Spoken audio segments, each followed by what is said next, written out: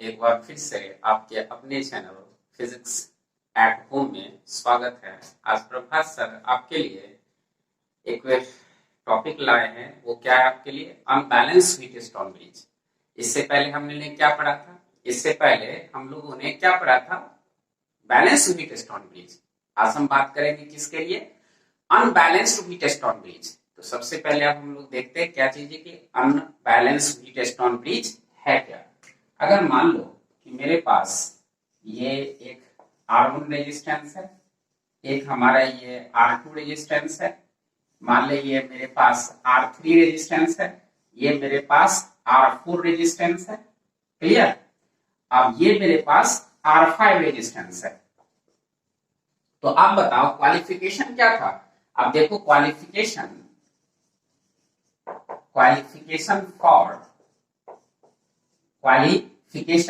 For balanced Wheatstone bridge.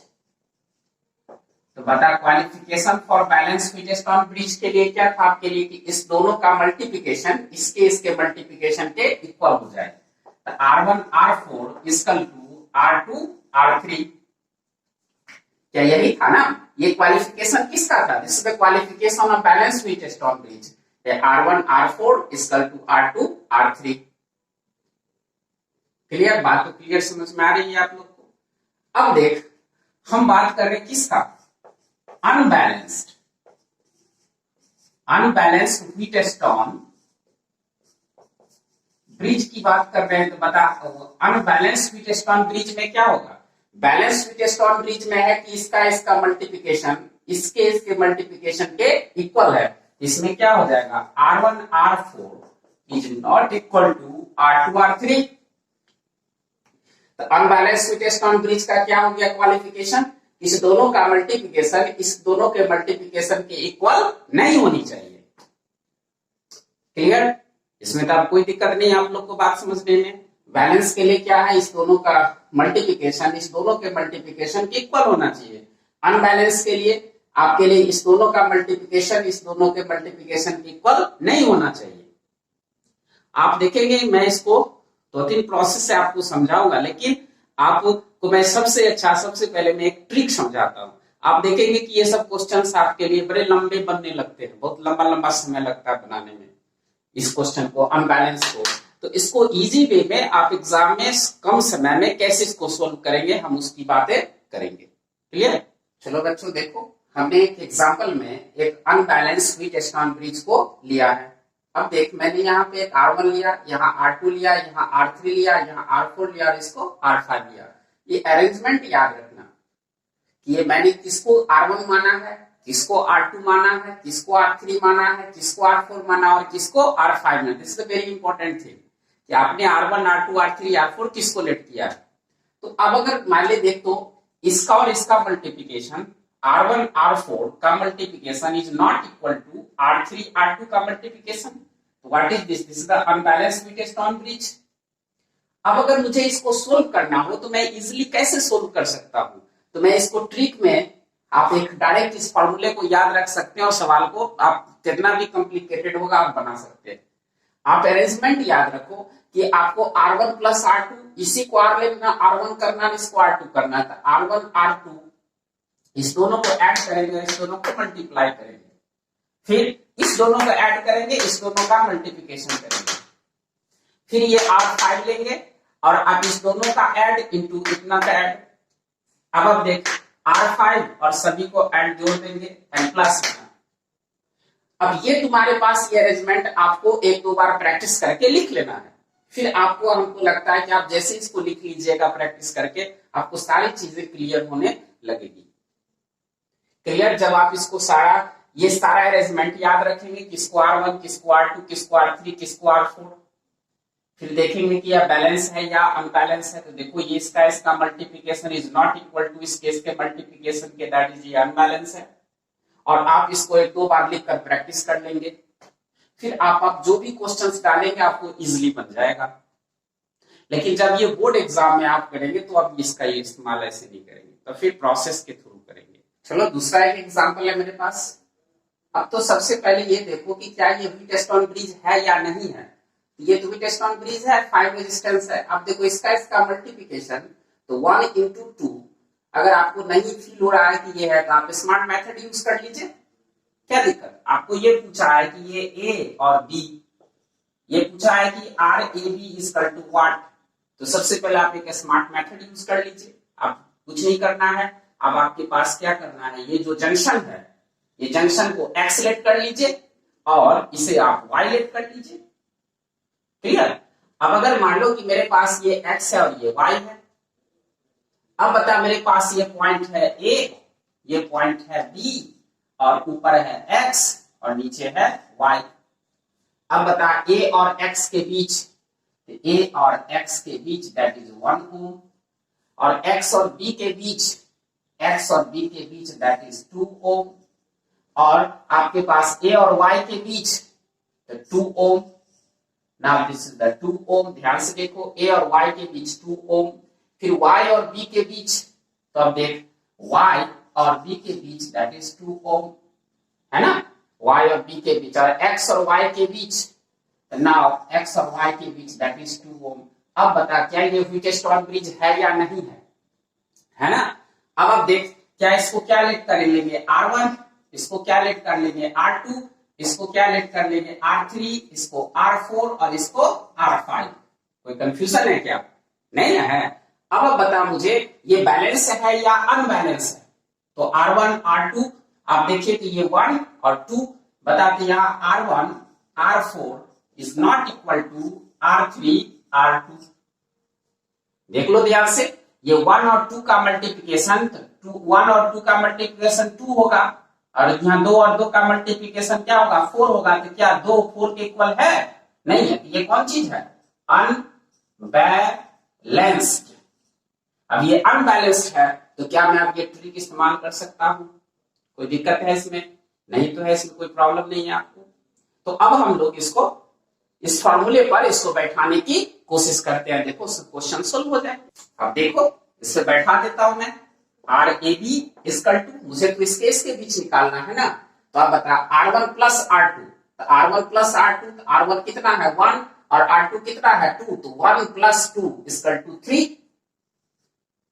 अब देख मेरे पास क्या है R3 R4, R3 कितना है 2 और R4 क्या है 2, तो 2 into 2 4 एंड प्लस, अब बता R3 R4, तो R3 2 R4 2, तो 2 plus 2 equal to 4 into R1 R2, तो R1 1 और ये 2 that is 2 and plus R5 equal to 2। अब ये R1 प्लस R2, तो R1 plus R2 that is 3 and R3 4, the 2 plus 2 is equal to 4, and by R5 that is 2 into, सबको जोड़ना है तो 1 2 3 3 2 5 5 2 7 and plus R1 R1 और R3 that is 3 and R2 plus R4, the 2 plus 2 is equal to 4। कितना आ गया 12 plus 8 plus 24 and by 40 plus 12। अब बता कितने हो जाएंगे 20 20 44 and by 36, that is your answer. अब देख कितना आसान हो गया।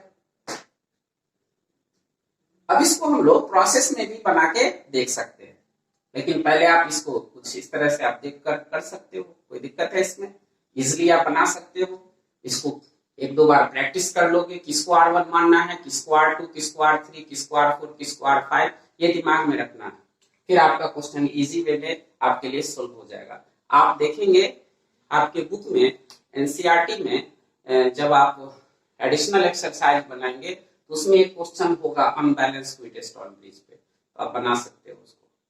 अब हम लोग एक प्रोसेस में भी आते हैं, ये तो ट्रिकी मेथड था, अब हम लोग प्रोसेस की बात करेंगे। अब मुझे आशा करते तुम लोग ये बात समझ गए होगे। अब हम लोग देख क्वेश्चन से एग्जांपल लेते हैं और एग्जांपल से इस ट्रिक को अरेंज करने की कोशिश करते हैं। देख मेरे पास एक व्हीटस्टोन ब्रिज तो दिया हुआ है, क्या ये व्हीटस्टोन ब्रिज है, तो आंसर है हाँ है।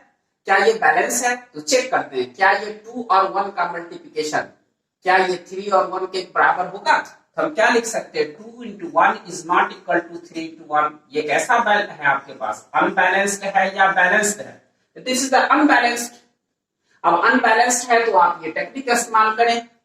अभी क्या बोला था आपको कि आपको याद रखना है किसको R1 लेट करना है, किसको R2 लेट करना है, किसको R3, किसको R4, किसको R5। बताओ इसको हम क्या लेट कर सकते हैं, दैट इज R1। इसको क्या लेट कर सकते हैं, R2। इसको क्या लेट कर सकते हैं, R3। इसको क्या लेट कर सकते हैं, R4। और इसको क्या लेट कर सकते हैं, R5। अब आप डायरेक्ट इसमें लिख देंगे RAB इक्वल टू, अब देखो मेरे पास क्या है, R1 प्लस R2। ध्यान से देख, R1 प्लस R2, तो इसका 2 प्लस 1 दैट इज 3 इंटू, अब बता 3 इंटू 4, तो अब देख 3 इंटू 4 यानी 3 इंटू 1, तो 3 इंटू 1 कितना होगा। अब आपके पास, अब गौर से देख, प्लस, अब देखो ध्यान से, अब क्या करना है, R3 प्लस R4, तो R3 प्लस R4, तो 3 प्लस 1 इक्वल टू 4। अब इंटू R1 इंटू R2, तो R1 क्या है 2 और ये इंटू, तो 2 इंटू 1 कितना हो जाएगा 2 एंड बाय सॉरी प्लस। अब देख इस प्लस में अब क्या है R5, तो R5 मेरे पास क्या है 2, तो हम 2 यहां डालेंगे इंटू, अब बता क्या है R1 प्लस R2, तो देख R1 प्लस R2, तो R1 प्लस R2, तो R1 कितना है 2 और R2 कितना है 1, तो 2 प्लस 1 इक्वल टू 3, तो क्या हम यहाँ 3 यूज कर सकते हैं। अब मेरे पास इंटू, अब क्या है R3 प्लस R4, तो R3 कितना है 3, R4 क्या है 1, तो हम क्या लिख सकते हैं 3 प्लस 1 इक्वल टू 4। क्लियर। और नीचे में अब मेरे पास कितना है R5, तो R5 की जगह पे 2। अब देखो सबको जोड़ना, R1 R2 R3 R4, तो 2 प्लस 1 3, 3 ये 4, 4 और 3 7 and plus R1 plus R3, तो R1 प्लस R3, तो ये 2 plus 3 equal to 5 and into, अब मेरे पास क्या है R2 प्लस R4, तो 1 एंड 1 दैट इज 2। अब बताओ तुम्हारे पास क्या अरेंजमेंट आ गया, 3 9 plus 8 plus 24 and by 14 and plus 10। अब इसको ऐड करो, कितने रह जाएंगे आपके पास, 9 8 17, 17 और आपके पास 41 and by 24 ohm, that is your answer. आपको कुछ नहीं करना पड़ा, अगर आपको ये फॉर्मूला याद है तो आप शायद आप 1 से 2 मिनट में काम कर लेंगे। कैलकुलेशन से करना है, बात समझ में आई कैसे करना है। एक और एग्जांपल ले लेते हैं, शायद और आसान हो जाएगा बात। देखो हमने सेम क्वेश्चन रखा है आपका, में जो पीछे जो सेकंड एक्स है जो हमने एग्जांपल किया उसी क्वेश्चन को लिया और आप इसको प्रोसेस में बना के देखते हैं कि क्या उतना आंसर आता है या नहीं आता है। सबसे पहले देखो तो ये तो 1 और 2 का मल्टीप्लाई करेंगे और इधर 2 और 2 का तो 4, तो 4 is not equal to 2, that is क्या है अनबैलेंस, दिस इज अनबैलेंस। अब अगर आपके लिए ये अनबैलेंस्ड भी टेस्टोन ब्रिज है तो आपको करना क्या है, ध्यान से देख क्वेश्चन को, आपको करना क्या है। अब इसमें से एक आप क्या करें कि इमेजिन करें एक बैटरी को, कि मैंने इससे एक बैटरी ऐसे कनेक्ट कर दिया। ध्यान से देखो, आप इमेजिन करो कि मैंने एक बैटरी इससे कनेक्ट कर दिया। अब इधर प्लस है ये माइनस, इसका पोटेंशियल डिफरेंस क्या है V है बैटरी का। क्लियर।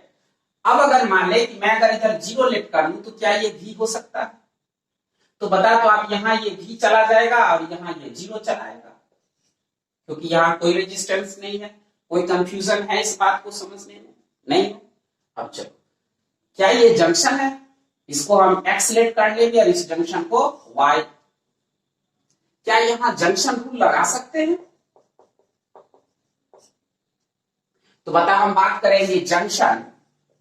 मैं इधर सोच लेता हूं कि इधर I1 करंट आ रही है, इधर से I2 जा रही है और ये I1 I2 मिलकर I हो गई, that is I1 plus I2। देख लो ध्यान से प्रोसेस को, इधर से मैंने लेट किया कि I1 आया, इधर से I2 आया और दोनों I1 प्लस I2 मिलकर टोटल करंट हो गया। अब देख हम बात करते हैं जंक्शन, एट जंक्शन X, इस जंक्शन X पे जंक्शन रूल लगाओ। तो याद कर, क्या जंक्शन फॉर याद है जंक्शन रूल जो समझाए थे कि जहां पर भी हम जंक्शन रूल लगाएंगे उसको हम हाई पोटेंशियल मानेंगे और सारे करंट को वहीं से लेंगे। क्लियर? तो मान लो इधर करंट यहां से चली, इधर कितना करंट बराबर क्या लिख सकते हैं, याद है? इधर मान लो जो भी करंट इधर आई तो करंट इक्वल टू क्या लिख सकते हैं, पोटेंशियल डिफरेंस बाय रेजिस्टेंस। तो बताइए, तो हाई पोटेंशियल और ये लो पोटेंशियल, तो क्या लिखेंगे, x माइनस वी। इससे जो करंट जाएगी क्या लिख सकते हैं, x minus V by 1 and plus, अब इससे जो करंट जाएगी क्या लिख सकते हैं, x माइनस वाई बाई 2।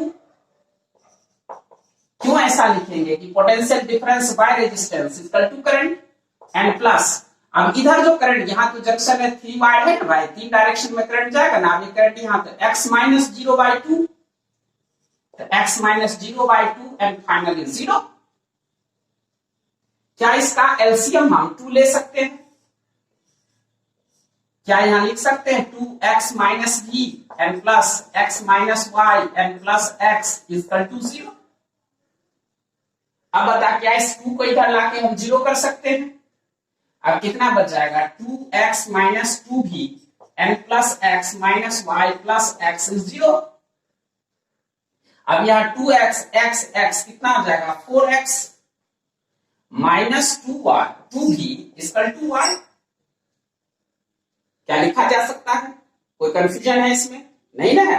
अब मेरे पास ये हो गया इक्वेशन 1। क्लियर? कोई कंफ्यूजन नहीं? तो आप इसको यहां तक लिख लो, बात को समझो फिर से। क्या यहां से सारे करंट चलेंगे, इधर चला तो करंट बराबर क्या होता है, पोटेंशियल डिफरेंस बाय रेजिस्टेंस। तो पोटेंशियल ये तो हाई है, ये लो है, तो x minus V by resistance, फिर x minus Y by resistance, x minus 0 by resistance. Clear? अब देखो हम लोग किससे बात करें, क्या ये y भी तो मेरा जंक्शन है ना, y क्या है, जंक्शन है। तो क्या y पर हम जंक्शन रूल लगा सकते हैं? तो हम बात करेंगे किस पे, जंक्शन एट जंक्शन y। फिर तो क्या इसको हाई पोटेंशियल मानेंगे, करंट यहां से लेंगे, क्या होगा y minus v by 2 and plus इधर भी तो करंट जाएगी, तो y minus x by 2 and plus क्या लिखेंगे, y minus 0 by 2 and final 0। क्या सारे के सारे आपके लिए तो यहाँ पर 2 2 है, 0 हो जाएगा। क्या y minus v plus y minus x plus y is 0, y that is the 3y minus x plus v is 0 minus v। क्या मैं इसे लिख सकता हूं 3y बराबर x प्लस v? क्या y बराबर लिख सकता हूं x, या इक्वेशन इसको 2 मान लो। क्या ये बात समझने में किसी को कोई दिक्कत है? नहीं है। तो चलो लिखो इसको। अब देखो इक्वेशन 1 और 3 से सोल्व करते हैं। तो फ्रॉम 1 एंड 2, तो 1 और 2 से दिया 3y equal to x plus v। क्या y की जगह पे डाल सकते हैं 3, y की जगह पर 4x माइनस 2v डाल सकते हैं ना, y की जगह पर 4x minus 2v equal to x plus v। Clear? अब देखो मेरे पास अब ये तो काम खत्म है। अब कितने आ जाएंगे, अब तो 4x minus 6v x plus v, इसको इस तरफ ले आते हैं तो 12x माइनस x, इसको ले जाते हैं तो 7v। अब क्या हो गया 11x इक्वल टू 7v। क्या x बराबर 7v बाई 11, आपको x निकल गया।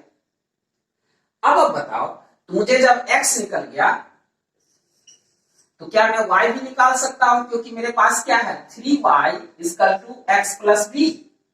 तो 3y x की जगह पे क्या डाल सकते हैं 7v बाई 11 प्लस v, तो यहां कितना हो जाएगा 18v बाई 11। तो क्या y बराबर क्या होगा 18v बाई 33। अब देख, क्या y तुम्हें पता चल गया और क्या चल गया x भी पता चल गया। x कितना आया 7v बाई 11 और y कितना आया 18v बाई 33। कैलकुलेशन देख लो सही से, कोई कंफ्यूजन तो नहीं है।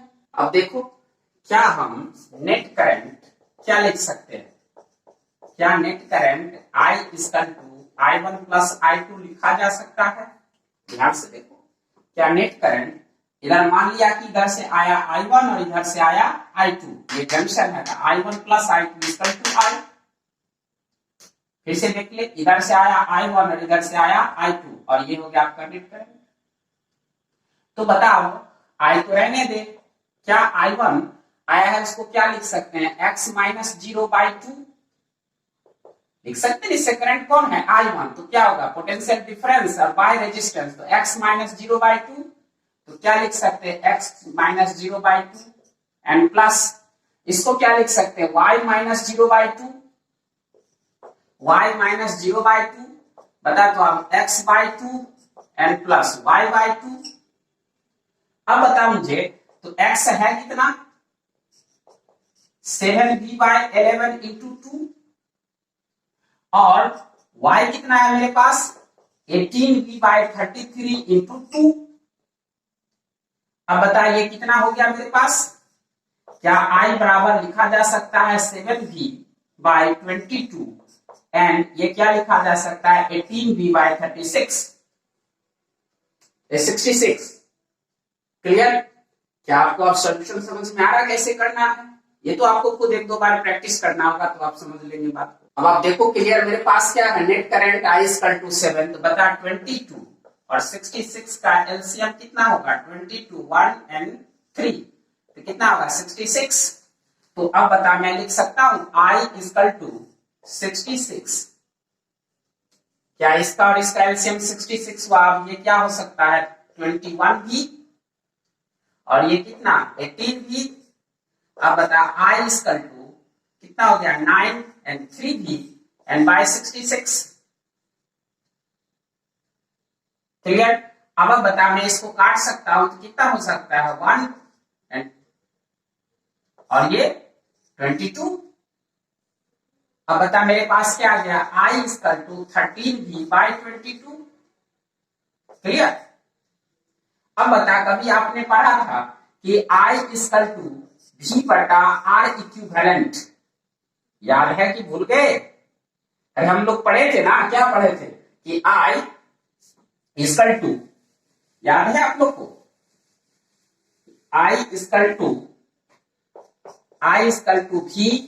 v/r इक्विवेलेंट, या I के जगह पर कितना लिखेंगे 30v/22 and equal to v/r equivalent, v और v cancel, 22 is 1/r equivalent, क्या r equivalent equal to 22/30, that is your answer. समझ में आया? कोई दिक्कत है इसमें? दिक्कत तो है नहीं, बात क्लियर हो गई? आगे बढ़े? क्या क्वेश्चंस कर सकते हो आप इस तरह के? तो घर पे आप एक दो बार प्रैक्टिस करोगे तो शायद सीख जाओगे, आप अनबैलेंस को भी बना सकते हो, कोई दिक्कत तो है नहीं। हम लोग एक और एग्जांपल को देखते हैं। देख क्या ये अनबैलेंस है या बैलेंस विथ स्टॉम्बरीज है? तो गौर से देख 2 into 1 is not equal to 2 into 3, ये कैसा है अनबैलेंस है या बैलेंस्ड है? अनबैलेंस्ड है। तो अनबैलेंस है तो इसके लिए मैंने क्या सिखाया, क्या करना है आपको, एक बैटरी ऐसे जोड़ लीजिए,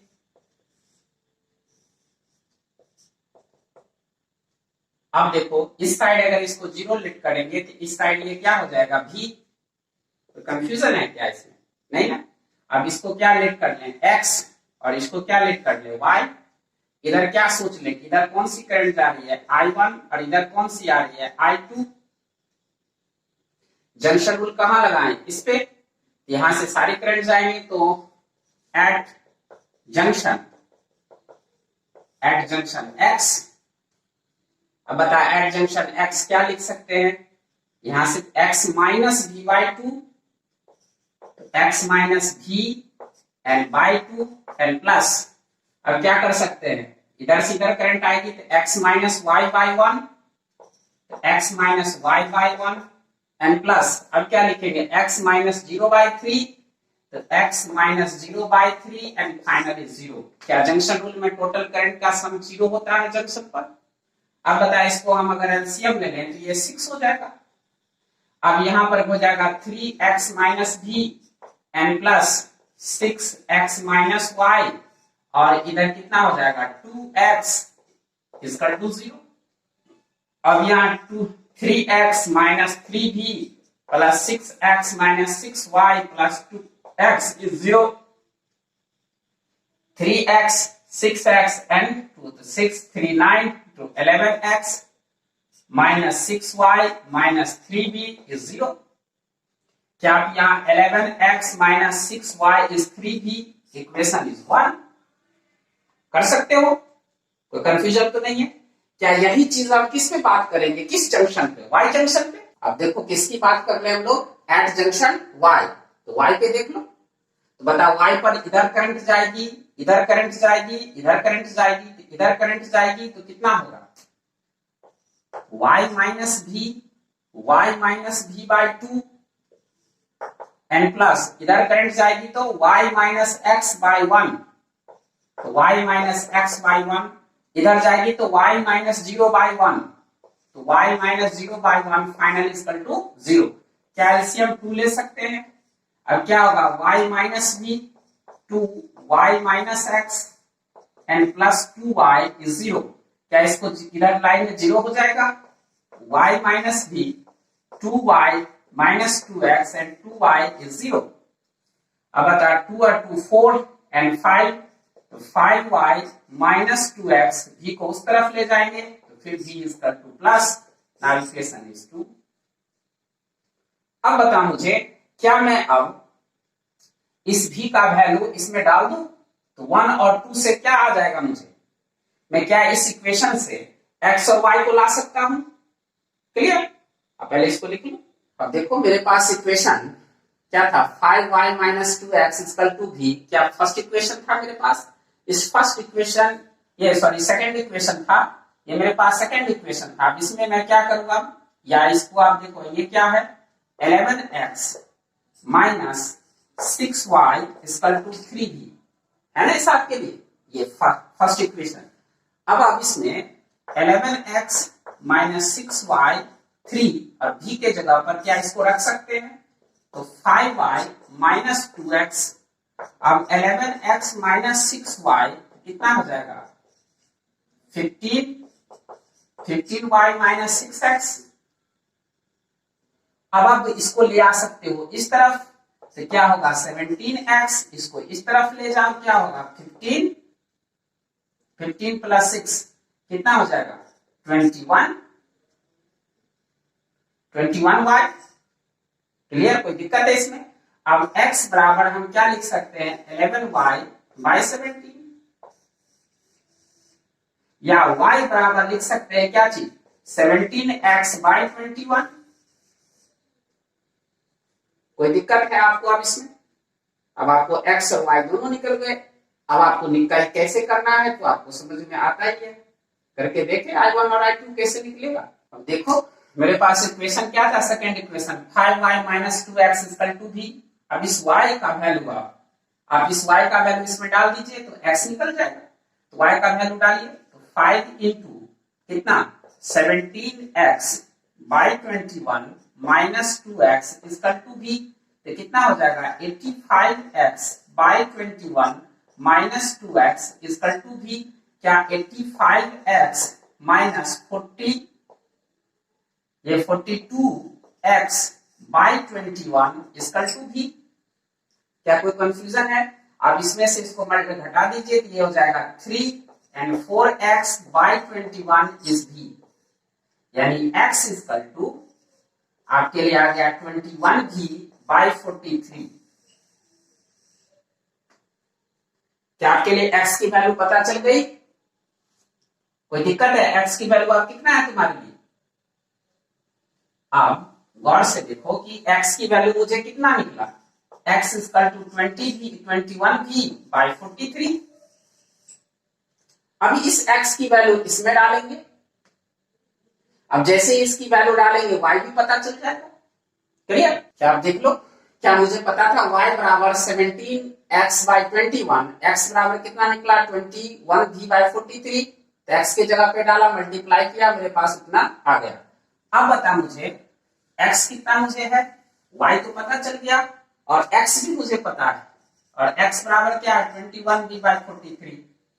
मुझे क्या करना है, ये I1 और I2 दोनों मिलकर क्या बन जाएगा I, तो यहाँ क्या लिखेंगे I बराबर I1 प्लस I2। I1 और I2 इस जंक्शन पे जाएंगे तो दोनों मिलकर I बन जाएगा। अब I1 के जगह पर क्या लिख सकते हैं, x माइनस 0/3, तो x माइनस 0/3 प्लस I2 के जगह पर y माइनस 0/1, तो y माइनस 0/1। क्या अब I बराबर कितना आ गया x/3 और y, क्या x और y का वैल्यू यहां डाल सकते हैं हम लोग। और आपको अच्छी तरह पता है I बराबर क्या होता है v बटा r इक्विवेलेंट, I बराबर v बटा r इक्विवेलेंट, और I की जगह पर मेरे पास क्या है x/3 n plus y equal to v। अब x की जगह पर वैल्यू डालेंगे 21v/3 इंटू 43, और y की जगह पर क्या डालेंगे 357v/903 इक्वल टू v।